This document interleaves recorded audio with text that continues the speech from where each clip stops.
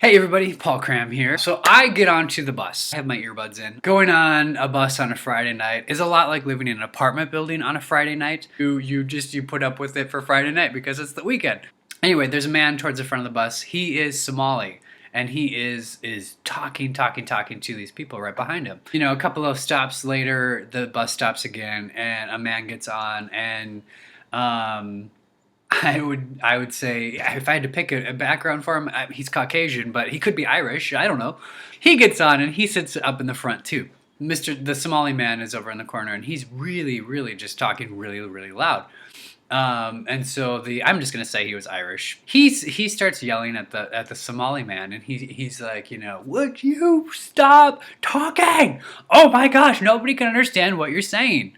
And at that point, I did actually slip my earbuds out because I was like, what are these two talking about?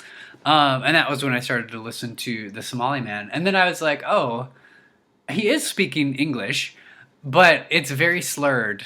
And that's when I realized that the two people that were sitting behind the Somali looking gentleman, they didn't know him. Like, they had just been sitting there kind of staring at him like, why are you talking to us?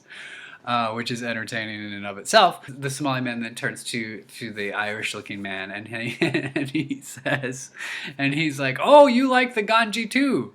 And I was like, the ganji.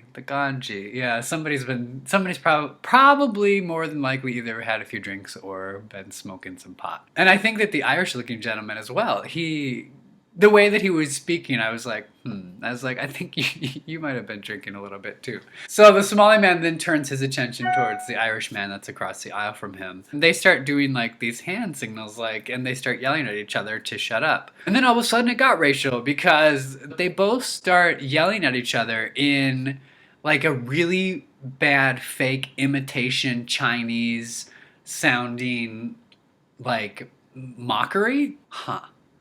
And so I glanced over my shoulder towards around the bus. I was just like, is there anybody that's Chinese on the bus right now that is listening to this? Because, wow, that's really offensive. And they both started pulling, they did that terribly offensive, you know, they were pulling the corners of their eyes to make them look like they were more Chinese.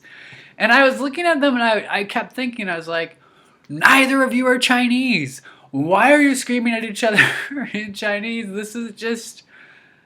This makes no sense whatsoever. Other than I think it makes sense if you're high and drunk and mad and angry and need to spew out your anger and angst.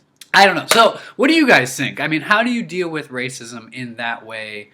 I think for myself, in that context, when it's a heated thing like that between two people that are obviously inebriated. If it was my friends that were doing this craziness, I probably absolutely would have been like, you two need to shut your traps and stop being so pig-headedly stupid to one another in public, and show some kindness. Yeah, but when it's people that I don't know and I don't know where they're at in life, how to explain it? I don't know. Use wisdom. You know, read a situation.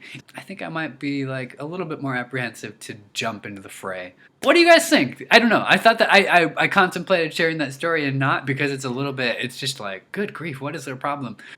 So odd. So odd. Anyhow, I hope that everybody's having a really good spring, and a really good year so far. Yeah. All right, everybody. Talk to you later. Bye.